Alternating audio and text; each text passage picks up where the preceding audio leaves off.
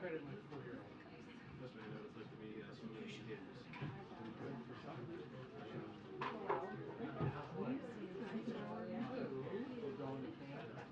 No. You're not taking that back? I would love to, but I would deal with yeah, visiting family in Buffalo.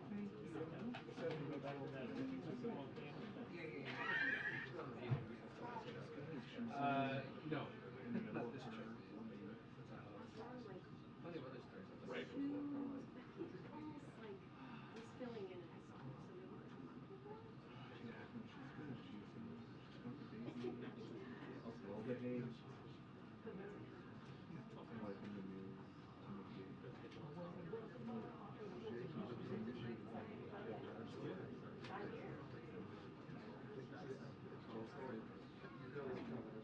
I remember where I was when he died.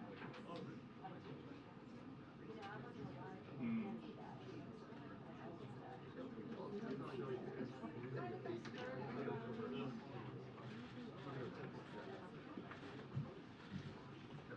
Hey, good afternoon, everyone. All right, happy Tuesday.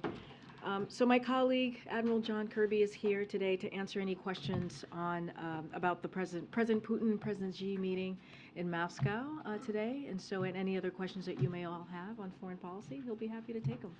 Kirby, the podium is yours. Afternoon, everybody. I know there's been a lot of interest around the meeting between President Xi, President Putin in Moscow today. So we'll get at that. I just wanted to stop by and be available to you for that. Before I do want to quickly speak to the joint statement between the PRC and Russia that they put out today on deepening their cooperation, including on Ukraine.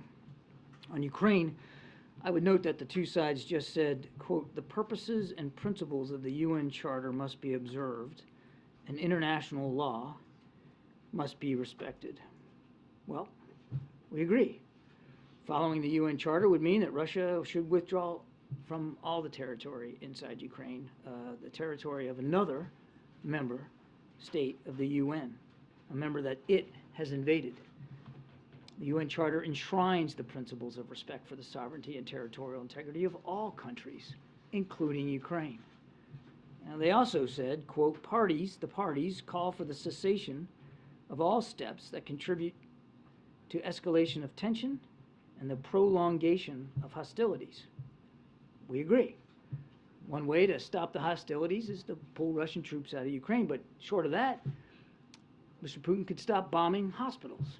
He could stop bombing schools. He could stop launching Iranian drones into civilian infrastructure. He could stop the forcible deportation of young kids, thousands of them, putting them in filtration camps inside other places inside Ukraine, but also inside Russia. And he could stop reducing cities like Bakhmut to bricks, to piles of bricks. That is a way to stop the prolongation of hostilities. So now if China wants to play a constructive role here in this conflict, then they ought to press Russia to pull its troops out of Ukraine and Ukrainian sovereign territory. They should urge President Putin to cease bombing cities, hospitals, and schools, to stop the war crimes and the atrocities, and end the war today. It could happen right now. Now with that, I'll take some questions. The statement also says the Russian side speaks positively of China's objective and impartial position on the Ukraine issue. Do you see China as having an impartial position on this? No, we don't.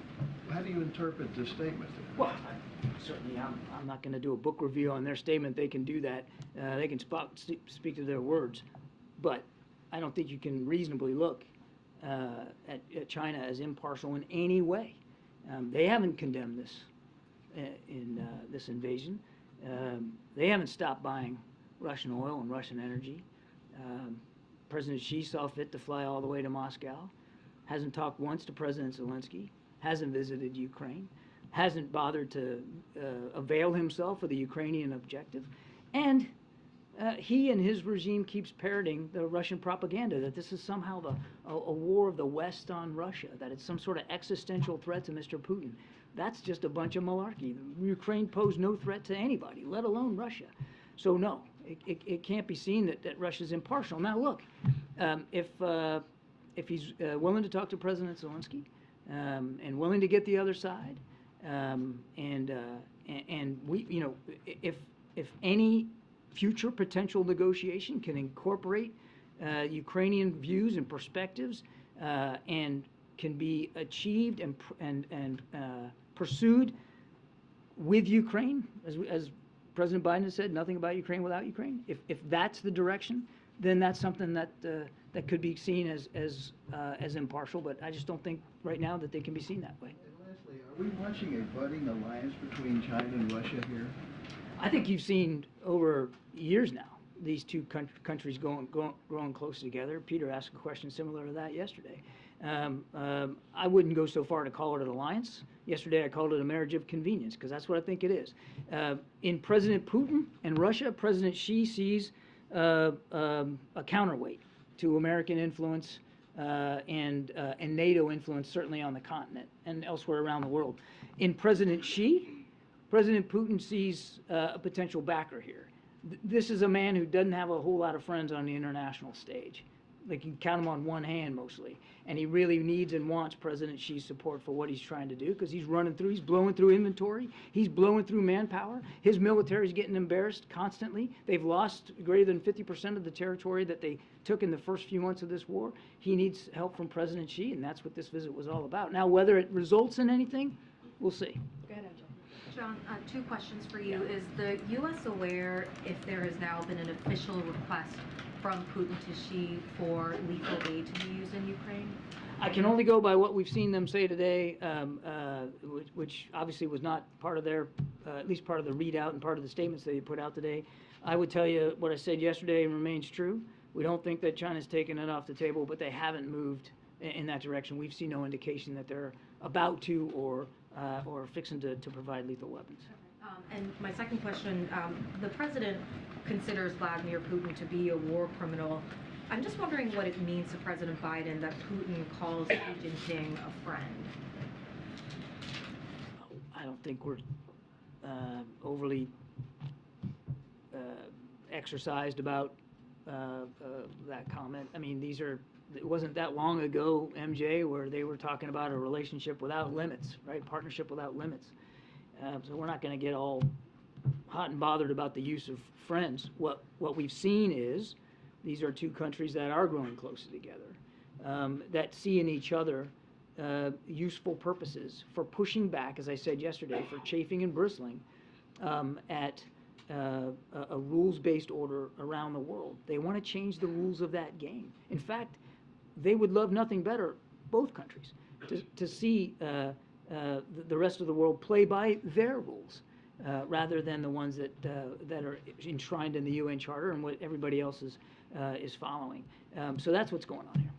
Just, John, to clarify one thing, because this is what Steve asked you, it is regarding the statement, the Russian side speaks positively of China's objective and impartial position on the Ukraine issue. Is the view of this government that China is no longer impartial or is not impartial when it comes to We never said China was an impartial participant here. Does this statement, does this meeting improve or make it more difficult for President Biden to ever meet again with President Xi, at least anytime soon? President Biden, This and other issues? the president wants to keep the lines of communication open with China. Nothing's changed about that. And as I said yesterday, at the appropriate time, we'll pursue another conversation with President Xi. And in a semi-related matter, the president of Taiwan has now announced their plans to come to the United States briefly and then head to Central America. Are there any plans for any U.S. officials to meet with the president of Taiwan when they're in the United States? This is, as you know, these are called transits, not uncommon. President Tsai has done it 6 times. Every single Taiwan president in recent memory has done this. It is unofficial and personal in nature in terms of travel. So we would let them speak to their agenda, to who they want to meet with, and on what timeline. It is not uncommon for in previous transits for there to be discussions with U.S. officials and with members of Congress. But again, I'm not going to get ahead. This is really for Taiwan to speak to. So maybe. This is for Taiwan to speak to. Good, John. Thank you, Karine. Thank you, Admiral. On the idea of Russia seeking weapons and munitions, can you give us an assessment right now as to where things stand in terms of their weapons stockpile, Russia's weapons stockpile, and what sort of help are they getting at this moment from places like Iran and North Korea? Well, we know that they have a burgeoning defense relationship with Iran. We already know that Iran has provided several hundred drones. And we have every reason to suspect that that sort of transaction will continue. I don't have any specific shipments to speak to today, but we know that this relationship from a defense perspective with those two countries is getting sharper. I came to the podium and talked about that. And that's a worry not just for the people of Ukraine, it's a worry for the people of the Middle East. And Iran that can avail itself of Russian military capabilities would make it more lethal and more dangerous in the region. We did talk about the fact that we had evidence that North Korea was shipping, at the very least, artillery shells to the Wagner Group. We still believe that that occurred. I don't have any additional shipments of things to speak to. But again, I think it speaks volumes to your question about inventory. And I couldn't give you a rundown of Russian inventory on any given type of system. But they have gone through thousands of missiles and most likely millions of artillery shells. They have lost easily tens of thousands of troops and probably north of 100,000 in terms of killed and wounded. So this has not been a fight Mr. Putin has had without cost to his country and to his coffers. And so he continually wants to reach out for more help internationally. That's what we're seeing with Iran, that's what we saw with North Korea, and there's no question that's what we're seeing in his interest in talking to President Xi. But we know that this war has had an effect on his inventory, and we also know, Jonathan, that the sanctions and export controls have had an effect on him, particularly when it comes to cruise missiles. That his ability to restock cruise missiles out of the inventory has been curtailed by the fact that he can't get some of the microelectronics because of the economic steps that this administration has taken to kind of curb his war-making machine. So this is a guy, for all the ballyhoo going to Mariupol, I mean, this is a guy who has to know that his military is way underperforming and overspending in terms of its ability, its resource ability. Justin and Thanks. I wanted to follow on Ed's last question.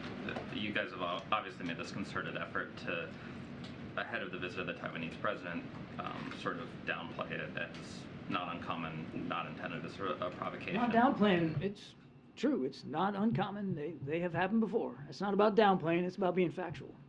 All right, well, there has been this sort of concerted effort, and my question is that does that not sort of tacitly acknowledge concern within the administration that China may overreact, or I assume you think it was an overreaction to this visit, and I was wondering if you can play out to some extent what that level of concern is and how the U.S. would react if we see, a Pelosi redux in how they interpret this. There's no reason for China to overreact. Heck, there's no reason for them to react. I mean, this is something that, as I said, is commonplace and has happened before, will likely happen again. It's personal, it's unofficial. There should be no reason for Beijing to react in any way to this. Again, business as usual here, and we did think it was important to provide that context in light of Mr. Xi's visit to Moscow and all the media attention that is getting, as well as in the context of how they reacted to Speaker Pelosi's. No apologies there at all. We felt that this was important context to be out there, and so we put it out there. But is it because you are concerned about the Chinese reaction? It's one thing to say, yeah, we hope they don't react in any way. It's another to be like, they really shouldn't. We just felt it was important to put it in proper context. Thanks a lot, Karine. Right over here, John. Yeah, that's a big room. I have to keep up with her fingers. The war in Ukraine's been going on for over a year now. Is it the U.S. position that during the course of all of that time that China has not provided any lethal weaponry to Russia? We have seen that through some Chinese companies, there may have been dual-use items that have gone. But we haven't seen any confirmation or indication that the Chinese have provided lethal weapons, lethal capabilities to the Russian Ministry of Defense throughout this conflict. They have not done that. And obviously, as I said yesterday, we don't think it's in their best interest to do that. And quite frankly, it would be inconsistent with so many of the things that President Xi has said that he wants to see as a result of this war in Ukraine, including their statements today. Why do you think that's the case? Why do you think that they have not done that yet? And do you think it has a lot to do with what President Biden has told President Xi, what EU leaders have told President Xi, and that is if they do so, they risk major sanctions being placed upon them by not only the U.S., but also by the EU, their two largest trading partners? I certainly can't speak for President Xi. That's well beyond my writ. What I would say is we have communicated privately to the Chinese. And you've heard Secretary Blinken talk about this. We've also said it publicly, that such a move would certainly involve consequences. But more importantly, we believe, and we've said this too, that this shouldn't be seen by the Chinese as something that's in their best interest to help Mr. Putin slaughter more innocent Ukrainians, to, what's the word they use, the escalation of tension and prolongation of hostilities. Well, that's one way to do that. And again, if we're taking them at their word of what they want to see happen, it's hard to square the circle between that statement and the provision of lethal weapons. So we don't believe it's in their best interest. A country like China that has a very powerful economy and does have influence around the world, to want to see that influence stained by helping Mr. Putin murder more Ukrainians. Go ahead, Brian in the back. Thanks. John, I guess over here. Thanks. The follow-up to that question, is there any indication that the visitation by Xi to Putin could lead to a de-escalation? Have you all seen anything that the statement that they put out about de-escalation, in fact, was a warning to Russia? We're still working our way through the language here.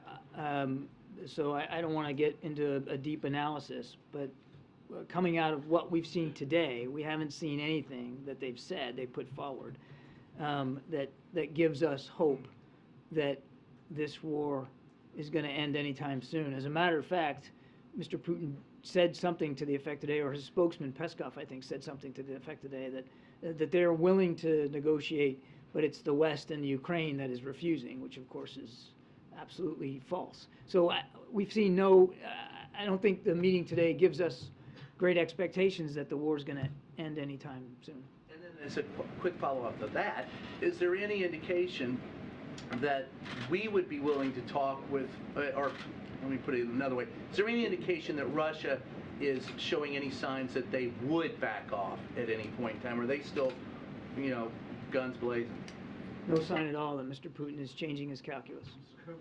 Thank you. John, about the bill President Biden signed yesterday, he says he will declassify COVID origins intel except info that would harm national security. Is there a bigger national security threat than something that killed 1.1 million people in this country? I've seen some of the commentary on your network about this. The president obviously has to balance transparency with national security, Peter. Of course he does.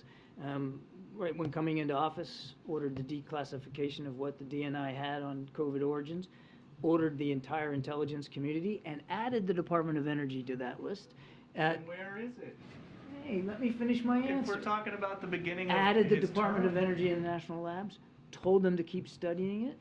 We have kept Congress informed. Some of that has to be in a classified way right now, but it's always a balance between the public's right to know, right, not need, but right, and our obligation to protect national security. So one should not read into that statement that he's sort of laying a foundation here to be overly secretive. He believes strongly that we've got to find the roots and the origins of COVID so that we can prevent a future pandemic. And through his actions, just judge him on what he's done. Through his actions, he's proven that he's willing to be as transparent as possible with the American people because he believes that's important. Then does the White House hope that the lab leak theory is not true?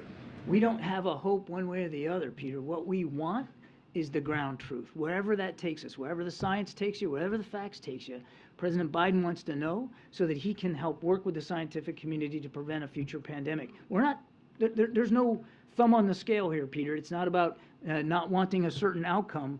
We just want the best possible outcome that we can get. And just quickly about the meeting today, the Xi-Putin meeting. In November, when President Biden met with Xi, he said, I want to make sure that every country abides by the international rules of the road. Does he think China is abiding by the international rules of the road? In some cases, we have significant concerns about China's behavior, particularly their coercive and aggressive behavior, for instance, in the South China Sea and pursuing false maritime claims, concerns about intellectual theft, and some trade practices. And the president's been very open and honest about that, and he was when they met in Bali. But there are other areas where we believe there's room for cooperation with China, and we want to be able to pursue that too. But in order to do that, Peter, you got to keep those lines of communication open. You got to have that ability to talk, particularly when things are tense like they are right now, and that's what the president wants to get back to. Thanks, Karine. Thanks, Kirby. In that joint statement today, Russia and China warned against the war transitioning to a, quote, uncontrollable phase. Ukraine is preparing a counteroffensive. Does the U.S. see that part of the joint statement from Russia and China as a specific warning to Ukraine and the West? It's difficult to know what they mean by an uncontrollable phase. Certainly, we noted that language ourselves. I can't tell you for sure that we know exactly what they're referring to. I will not speak ever about future operations, particularly for the Ukrainians. That's for them to speak to, and I wouldn't get ahead of anything that they might or might not do. We do know that President Putin is making plans to go back on the offense. I mean, he's got Wagner continuing to throw literally human flesh into Bakhmut to try to take that town. And we have every expectation that he's going to plan for other offensive operations as the weather gets better. What we want to make sure we're doing, and we just announced another package yesterday, is that Ukraine is ready to defend themselves against those offensive operations, and if they choose to, be able to conduct offensive operations of their own. And to follow on that potential Ukrainian offensive, does Xi's support for Putin increase the stakes of any potential Ukrainian offensive? It would depend on what that support looked like. I mean, does his visit to Moscow, I think it's hard to get to there. I think it's hard to square that circle just by going to Moscow and proclaiming that they're dear friends.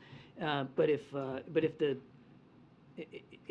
tangible support changes, certainly if it changes in a lethal way, then obviously that would be additive to Russian military capabilities, which of course we would all have to take seriously. Thank you, Karine.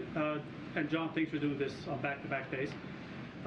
Today marks the 100th day of the eco-protests along the Lachin corridor in the Karabakh region between Armenia and Azerbaijan. So I've got two questions on that. First of all, what is the administration's position on the ongoing conflict? And does the U.S. view the presence of 2,000 Russian soldiers in the Karabakh region as a cause for concern?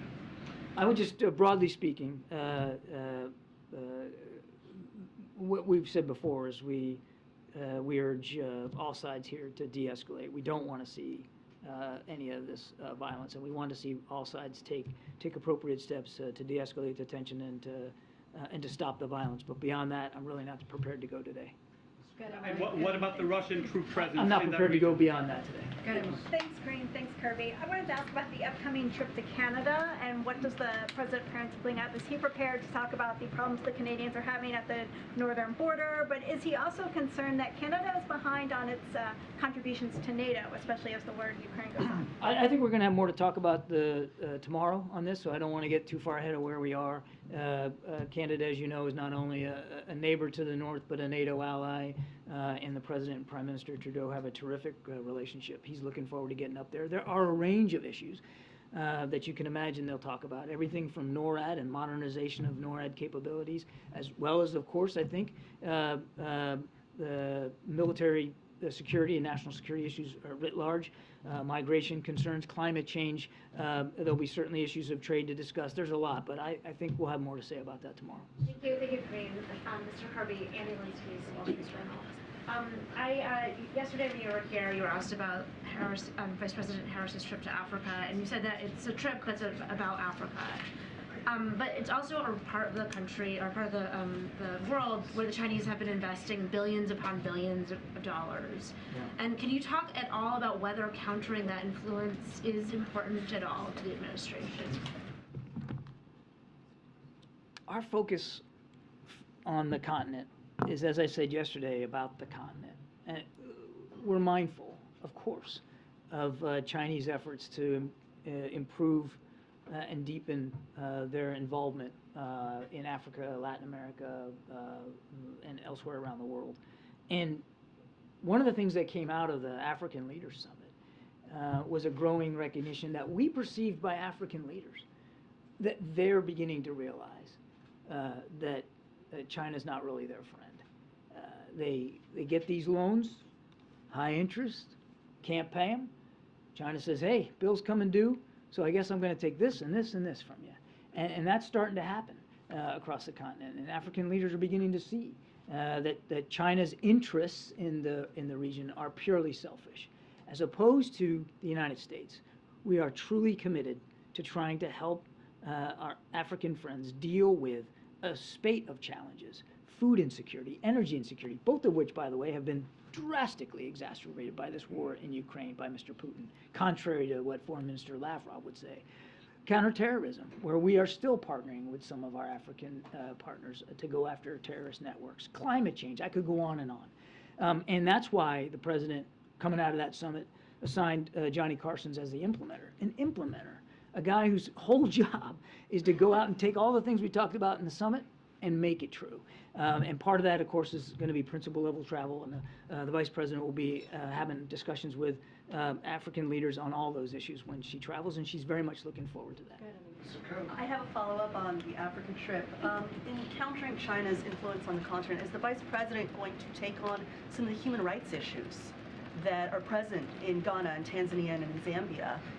Because that's something that we know that China does not do as a matter of policy. How is she going to negotiate that difficult position? The vice president will, of course, raise human rights concerns everywhere she goes. That's a part and parcel of American leadership around the world. We're not afraid. In fact, it's a sign of how much we care about other nations and partnerships that we are able and willing to have those kinds of conversations. So of course, she will raise human rights concerns appropriately everywhere she goes. Publicly? I won't get ahead of the vice president's meetings or how she's going to couch this, but of course that's part and parcel of every conversation that we have with foreign leaders around the world. It has to be. Can I follow up on something you just said about China's ability to be impartial? You just said if China can truly be impartial and Ukraine is on board for talks, is that something that the U.S. would support if Ukraine were interested in China-brokered talks? Nothing about Ukraine without Ukraine. If there's a path put forward that President Zelensky can get behind and that he believes will help lead to a just peace, as he refers to it, then he'll find no better friend in that effort than the United States. Big agree. Hi, In John. 10 months, not a single opportunity is given. This is not Mr. how it Kirby, works. I have attended your dozen press conferences, and not one opportunity is given. This is not how it works, sir. This is not how it works. Go ahead. Hi, John. Today, the Ugandan parliament voted in favor of an anti-homosexuality bill and is set to host a summit soon with other African nations on potentially passing other bills across the continent. It's my understanding that Ambassador Thomas Greenfield spoke to the Ugandan president about this bill. I asked this question because sources tell me that Russia may be playing a major role in the influence of this larger anti-LGBTQ movement and is using it as a wedge between the U.S. and Africa. Considering the U.S. is currently engaging with Africa on other issues, is this a concern for the U.S.? Oh, of course it is. I mean, and President Biden has been nothing but consistent about his foundational belief in human rights, and LGBTQ plus rights are human rights. And we, again, back to the earlier question, are never going to shy away and be bashful about speaking up for those rights and for individuals to live as they deem fit, as they want to live. And that's something that's a core part of our foreign policy, and it will remain so. Go ahead in the back. Go ahead. To follow up on what you said yesterday on Iraq, on the anniversary, is there a message for some of us who are actually there and remember, to the families the 4,200 that lost their lives, the 35,000 injured, and the 2.5 million that served. And then second, Japan is hosting the upcoming G7 in Hiroshima. The Japanese Prime Minister is currently in Ukraine. This is a big step for Japan. Are there some ways that Japan holds the largest number of U.S. military in the world, and as a partner, what role do you think they can play, especially with the upcoming summit, to be part of the partnership going forward? And then finally, the Japanese are the biggest partner. They've never had an interview with the president yet, so hopefully before the summit, if that can be worked out. Thank you. Maybe before the end of the briefing. I will defer to Karine on issues of interviews with the president. That's your job, not mine. Look, on your second issue, I think you saw Mr. Sullivan put out a short tweet about this. We welcome the Prime Minister's visit to Kyiv. It's another example of just how strongly Japan is standing up with the rest of the international community to support Ukraine. And certainly as a close ally of the United States, we're very appreciative of all the things that Japan continues to do, not just in supporting Ukraine, but in promoting security and stability in the Indo-Pacific. I mean, they have rewritten their national security strategy. They have taken a more assertive role in terms of security operations, and all that's to the good, and we're very grateful for that. On OIF, I don't know that I have more than I can say than yesterday. For some of you, I'm sure, maybe covered the war and saw more of combat than you probably care to remember. And of course, we know, as I said yesterday, so many families here in the United States are still living with the war. The war is not over for them, and we all need to keep that in mind. Thank you. I also have an African question. President Putin said that he will write off debt for African countries of over $20 billion, which is a substantial amount of money. And he said that Russia will meet its commitment to provide them with food supply and energy, etc.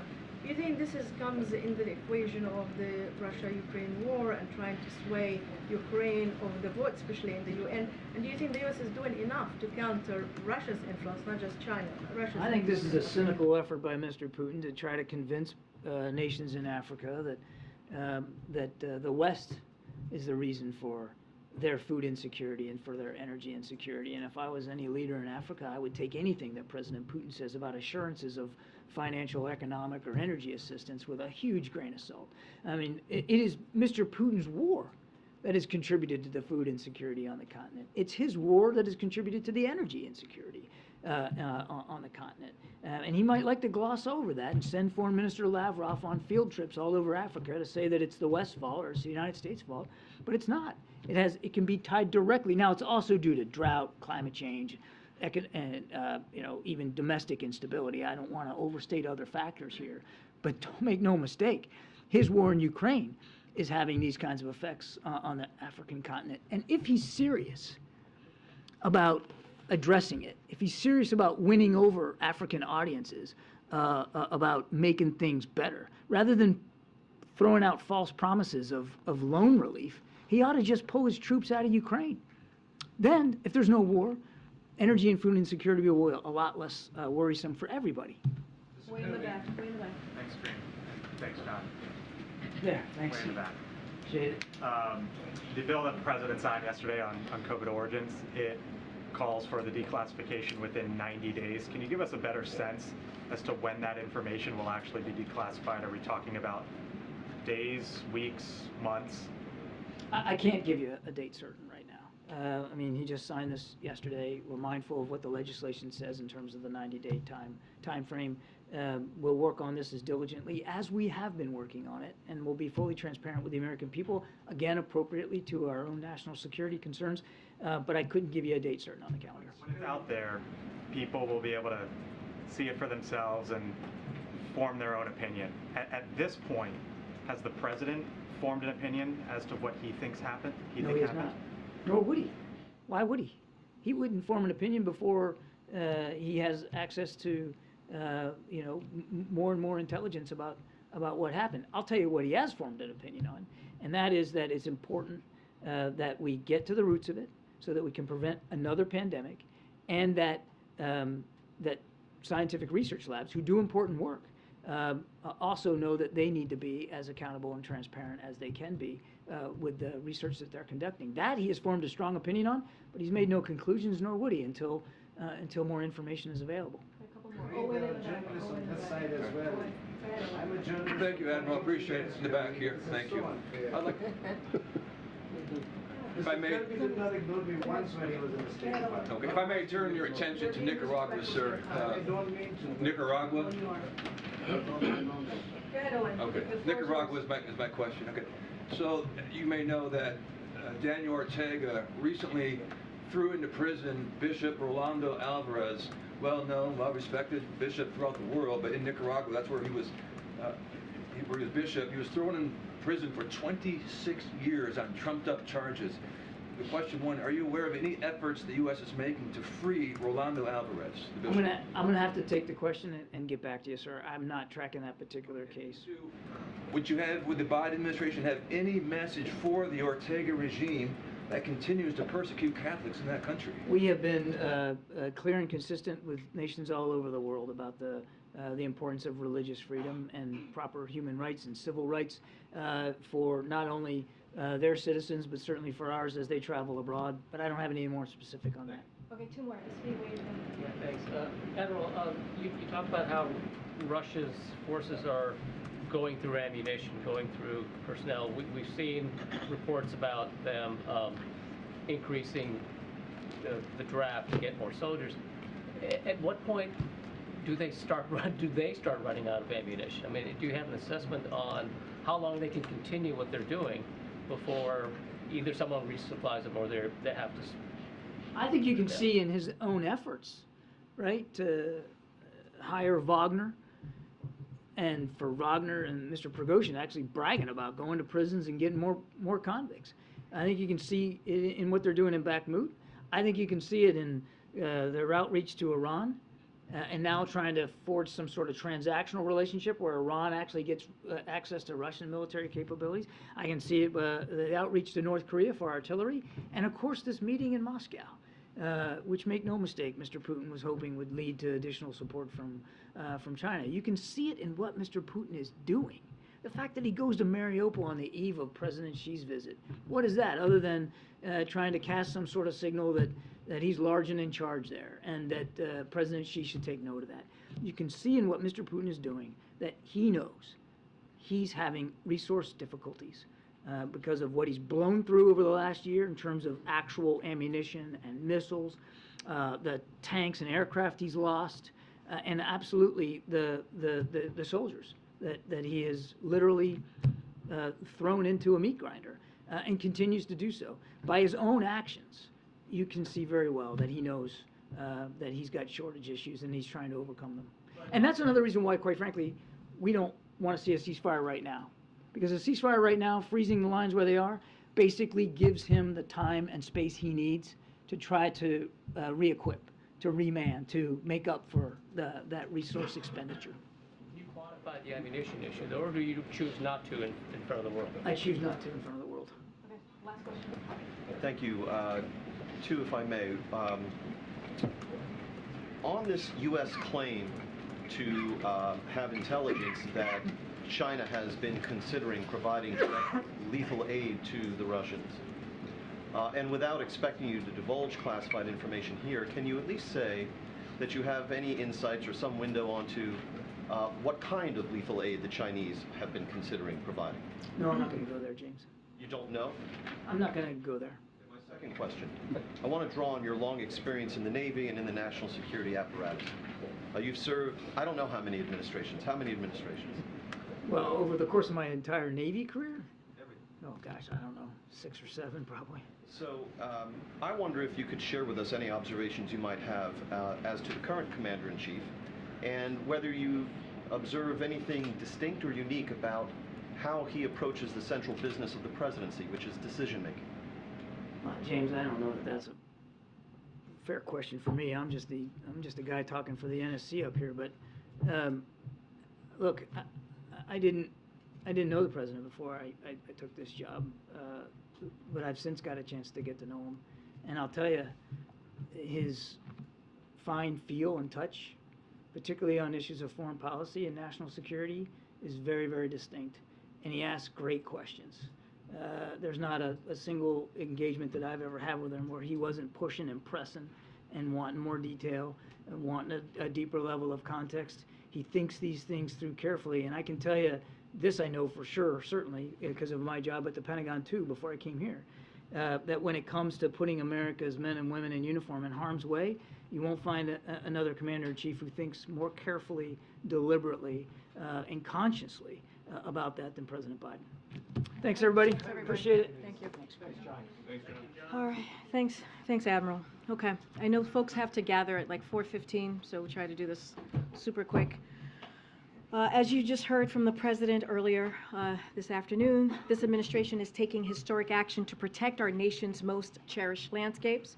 Today, President Biden established 2 new national monuments, the Awikau National Monument in Nevada, also known as the Spirit Mountain, and the Kastner Range National Monument in Texas. Monument in Texas.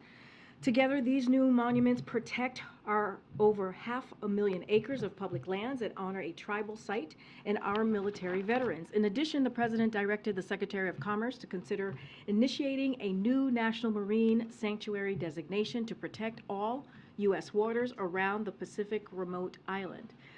These actions continue to deliver on the most ambitious land and water conservation agenda in American history. In his first year in office, President Biden has protected more lands and waters than any president since JFK. Over the last 2 years, he has secured the largest investment in climate, environmental justice, and conservation ever. And he has put the entire U.S. Arctic Ocean off limits to new oil and gas development. President Biden's aggressive climate agenda could not come at a more important time. Yesterday, the United Nations issued a sobering report on the state of our climate, underscoring the critical importance of President Biden's climate leadership at home and also abroad. Now remember, when President Biden came into office, he talked about how climate change was one of the most important crises that we needed to address.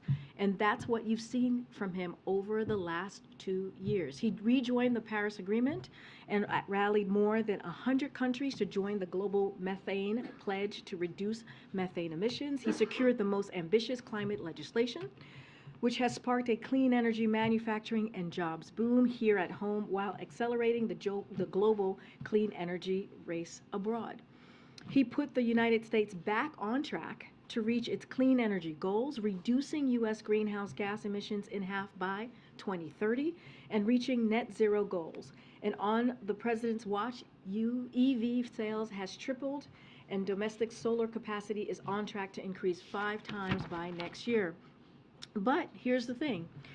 MAGA House Republicans want to reverse that progress. They want to repeal the Inflation Reduction Act, which is helping Americans save on solar panels, electric vehicles, energy-efficient windows, and so much more. And the extreme MAGA Freedom Caucus is proposing draconian budget cuts that will raise costs for hard-working families. The House Republican proposal will increase health care premiums by an average of $800 per year for nearly 15 million Americans, eliminate Pell Grants altogether for 80,000 students, and reduce the maximum Pell Grant by nearly $1,000 for the remaining 6.6 million students, cut child care access for 100,000 children, cut vital nutrition assistance for 1.2 million women, infants, and children.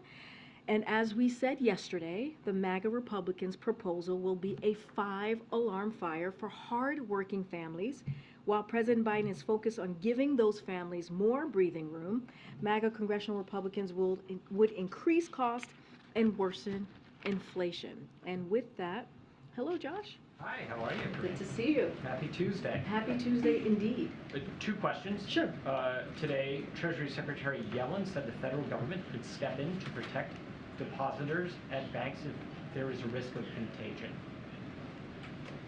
What does the administration think about that risk of contagion? Is that about fundamentals in the economy or the psychology of the markets? So as you mentioned, Secretary Yellen was at the American Bankers Association and she delivered remarks early this morning. And as she said, just want to quote her for a second, the federal government delivered decisive and forceful actions to strengthen public confidence in the U.S. banking system and protect American economy. And that's what you've seen from this administration about almost 2 weeks ago when they stepped in when we saw this this crisis happening. But our focus has been very clear. The president's focus on this has been very clear, which is strengthening the banking system and protecting depositors. That has been what has been the forefront of the minds of the federal regulators and also the Department of Treasury. And there's evidence our actions are indeed working. They're restoring confidence in the safety of deposits. Treasury has said has seen deposit flows stabilize, which is incredibly important in regional and also small banks. In some cases, mostly reverse. And so that has been the focus of this administration for the past 10+ days. And then, secondly, the Los Angeles School District, the second largest in the country, is shut down for a 3-day strike. Should school staff be paid more money? So look, and you know, we've talked about this before. We respect the process and employees' right to engage in protected concerted activities. That is something you hear the president talk about how he supports the collective bargaining process, and that is something that he will continue to do. We urge both sides to work in good faith toward a mutually acceptable solution so that there can be a quick resolution and the kids and school employees can get back to where they want to be, which is in schools, especially the kids. And we, the president, as you've heard him say, this is incredibly important to him, making sure that kids go back to school and get their education. Go ahead, Steve. To follow up on Josh's first question, can you insure all deposits in the U.S. banking system, and do you need legislation for that? So look, there are many things, and I have talked about this, well, let me step back. You know, the president and the administration, they took quick action when this happened a couple of days ago. And of course, there's things that Congress can do. We've talked about how the president has already called for Congress to make it easier for regulators to claw back compensation, impose civil penalties, and ban executives from working in the banking industry. So that's something that we've asked for. But as I was mentioning a moment ago, there are quite a bit that we can do without Congress. And this is what you have asked, the president has asked regulators to do in the last 2 years, to take actions over the last few years to reverse the last administration's deregulation, which we know happened back in 2018 after the Obama-Biden administration put in strengthening regulations back after what we saw in 2008. So look, we don't want to let Congress off the hook. We want Congress to continue to certainly to take action, and so we're going to call on them to do just that.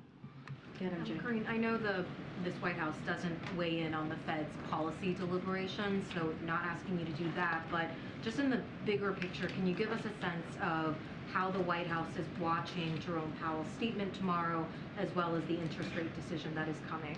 Look, I just want to be very, very careful here. I'm just going to go back to what we have said many times. The Fed is indeed independent. We want to give them the space to make those monetary decisions, and I'm just not. I don't want to get ahead of that. I don't even want to give any thoughts to what Jerome Powell might say tomorrow. I just want to be really, really mindful and careful here. Totally different topic. Does President Biden believe that it is appropriate for a person who is indicted to run for office? So, nice way to ask, MJ. Very clever. So I'm going to be, again, really careful from here as it relates to any upcoming elections, and specifically, I'm assuming you're talking about the 2024 election. I'm just not going to give any analysis, any foresight, any type of kind of decision or thoughts on that, because we are covered by the Hatch Act. So not going to speak to politics, and I'm just going to leave it there. Has the president seen the video that seems to show the moments during and after Ivo Otieno died while in law enforcement custody at Virginia's Central State Hospital? Has he been briefed on this? Yeah, we've definitely seen the reports. I know the president has been tracking this. Look, I said this last week when I was asked by the GRIO, I believe by April Ryan. Our hearts certainly go out to the family on this devastating event that occurred. The president is indeed, he saw the reports. We've been paying attention to the reports. We're just going to be incredibly mindful on speaking on this as there's a current investigation. And has he been in touch with the Otieno family? I don't have a call. We don't have a call to preview or to speak to at this time, but clearly it was devastating. Again, what we saw, and our hearts go out to the family. Go ahead, Justin. Thanks. I just wanted to follow up on Steve's question. And in your answer, you highlighted the president's past actions, said Congress shouldn't be off the hook, but you today and yesterday avoided talking about what, if any, unilateral actions that the president considering going forward to sort of stabilize financial system, and I'm wondering what the strategy is there, especially after we saw the sort of robust response a little over a week ago. Is it because you think the crisis is over, that you're worried that talking about what you're talking about could fuel the panic? Is it that you want to set a precedent ahead of the debt ceiling fight of not really entertaining unorthodox solutions? Is it a combination of those three things? No, totally understand the question. Look, when it comes to specifics about the debt ceiling and all of those things, that's something that Treasury certainly, and the Secretary has spoken to this many times. I would say that, and I will quote her here, the actions we have taken, this is from the Secretary, to protect depositors and the stability of the banking system have not affected the ex-date for the debt limit. So just want to reiterate that from the Secretary. Look, as it, if we're worried about unorthodox interventions, no, we're not. We are going to use every tool that we have to make sure that the American people have the confidence. That's what we've been trying to work through these last almost 2 weeks, is that making sure that they feel that their deposits will be safe and will be there when they need it. And that's what's important in the actions and what the president has asked the regulators to do, and also the Treasury Department to do. So it's fair to say that those conversations are ongoing, but you don't necessarily want to detail them because of Well, I mean, this is something that lives in the Treasury Department. This is something that they have been tasked with as it relates to dealing with this issue that we have seen. That's the directive that the president has given the secretary and the regulators. So that lives there. So that's something that I would, that's why I'm referring you to them. But we are going to do everything that we can to use the tools that are given to us to make sure that, again, that the American people feel confidence, and they should, right? That's kind of what you heard from the secretary today, that we see a stabilizing, that the banking system is resilient, and a lot of that is because of the work that this president has done. I know you've mentioned the current things that he's doing, but let's not forget what occurred in the Obama-Biden administration and how they were able to strengthen the regulations, and so that work will continue. But again, we can't lift Congress off the hook. They have to take some actions as well. Yeah. Thank you. No, go ahead. Yes. We know that Chicago, Atlanta, and New York City are in the running for the Democratic convention, and ultimately the decision is up to President Biden. What are the factors he's looking for, and will the whole city be announced before the president makes his second term announcement official, or is the timing not related? Okay, so first let me answer your last question first, which is the president has said many times that he intends to run. I'm not going to go beyond that. That is for the president to decide clearly. And look, that question that you just asked me is a political question that lives with the DNC, the Democratic National Committee, so that I would refer you to them. But all of us are probably tracking that a decision hasn't been made on that front. Again, that's for the DNC to decide. But just like many of you, all of you here, we will all find out at the same time which city gets chosen. I just can't speak to that from here. I wasn't asking about the DNC. Oh, okay. I was asking because the DNC does the vetting and the site selection, but then they give a recommendation to the president, who is the decider, just like when the primary happened. The news came out from him. So that's why I'm asking you a little bit more how this may work out. Well, the president is the leader of the Democratic Party. But from here, I cannot talk about politics, so that's why I'm referring you to the DNC. Go ahead, Alex. Karine, San Francisco just held a hearing on reparations for decades of institutional racism, and other cities and states are considering impaneling similar commissions. DC is one of them. Where does this administration stand on reparations for slavery and segregation and similar historic wrongs, specifically pertaining to Black Americans? So look, we understand that there's a legislation on the Hill currently on the study of reparations, and we think Congress is the appropriate venue for consideration on such action, and so we're going to leave it there for Congress to decide, to let them go through their process that they're taking at this moment. But I would lay out and speak to what the president has done over the last 2 years. When he came into office, he talked about the different crises that this country is dealing with, and one of them was racial equity and racial equality, and fighting for that for communities like the Black community. And one of the things that he did straight away in the beginning of his administration, is he signed an executive order that made sure that across the government that we had an approach that dealt with inequality, that made sure that political appointees in those agencies put that equality lens as they were moving forward with dealing with policy. And so that's important in really getting to the root of that issue. Clearly, that's on the federal level. And just last month, he issued a second order reaffirming the administration's commitment to deliver on that equity. So the president has shown his commitment. He's spoken to this issue that in particular the Black community has to deal with for generations upon generations. So he is going to continue to lift that up. But as it relates to the legislation, we want to leave that in the hands of Congress. Okay, Courtney. Thanks, Karine.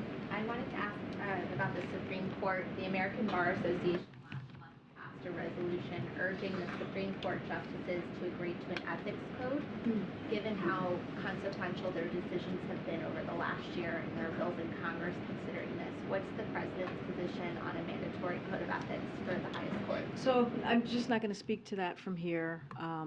That is something for SCOTUS to work through and to speak to. I'm just not going to make a comment from here about that. Thanks, Karine. On Friday, when the Taoiseach was here, the president said he looked forward to going to Ireland to celebrate the Good Friday Agreement. The actual anniversary is less than 3 weeks away. Can you give us a sense of where things are in the planning for this trip and when we might get a formal announcement of it? It's a good question. And so, I don't have anything more to share.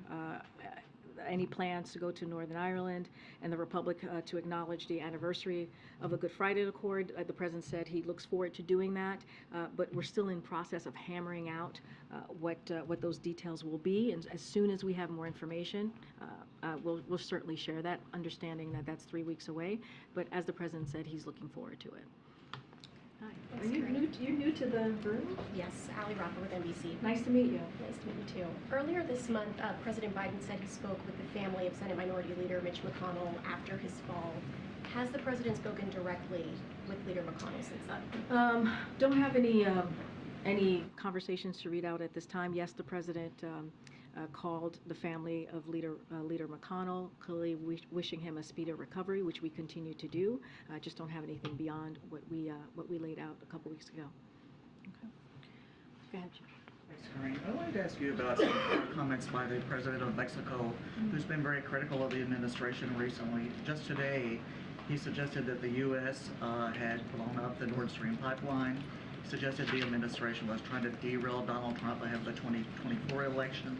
And then recently he said that fentanyl is a U.S. problem, not a Mexican problem. This, of course, comes just a couple of months after the two leaders met in Mexico City.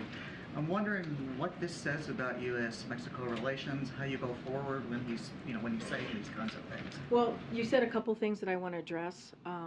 Clearly, the first two are not true. And so I'm just going to put that on the record. As it relates to the fentanyl, this is not a U.S. problem. It's a global one. The trafficking of illicit drugs is causing a societal damage, needless death and suffering, and not just here, but also in Mexico. And so, we want to be really mindful about that. Dr. Liz Sherwood Randall recently, the President's Homeland Security Advisor, and other high-level U.S. delegation, they were in Mexico, and they discussed concrete opportunities to detect and disrupt and prosecute those who manufacturing and traffic fentanyl. And that is a conversation, a delegation that went to Mexico to have this conversation. And so, just want to be really clear about that, because that is something that, when we think about fentanyl, it's something that is affecting many communities. Look, we see our relationship with Mexico a vital one, an important one. They are a close neighbor. As you just mentioned, the president was just recently in Mexico City in January to do the summit, not just with the president of Mexico, but also the Prime Minister of Canada. You saw them. They had a very good summit, good discussion bilaterally when they had that opportunity during the summit. And so we're going to try and continue to grow that relationship. But, I'm certainly going to speak out and make sure we correct the record on some of the things that have just been said. Get it, Molly. Thanks, Karine. You spoke about that sobering UN climate report earlier. Has the president read the reports, been briefed on the report? That's a good question. I would have to ask to see if the president has been briefed on the report. I don't have an answer for you at this time. Well, you also talked about, the steps this administration has taken on the issue of climate change, but this report indicates that what's being done so far is not enough to, avert these catastrophic temperatures. Does the administration feel that enough action can be taken in time to avert the Earth from reaching this? It's a great question, and what I will say to that is this is why the president has made climate change, tackling climate change a priority. And this is why he has done more on climate change and protecting the climate and trying to reverse the damage that we have seen. He's made that a priority, and he's taken more actions than any other president. His record speaks for that. There's always more work that needs to be done. And so the president's going to continue to focus on all the things that we can do to deal with this issue. And at the top, I laid out the different actions the president has taken, and clearly we're going to continue to move forward. But again, yes, does more work need to be done? Absolutely, and that's why the president has made this a priority. One of the crises that he mentioned, one of the 4 crises that he mentioned when he walked into this administration, and took action right away. And so that's going to continue. He's never going to back down. I have to wrap. Okay, last question. On the climate announcements today, Nevada Governor Joe Lombardo put out a statement saying that they were not consulted on the Abicome site and that he opposes it being designated as a national monument. Did the White House consult the governor, and if not, why not? So I don't have any meetings to talk through or conversations. So look, I mean, this is something that I was saying before. This is the president that has taken an aggressive stand on climate and made this a priority. This is the most engaged, when you think about the engagement that we have seen on this issue, is it important because there's still much more that needs to be done to tackle this climate crisis. And so we're going to continue to do the work.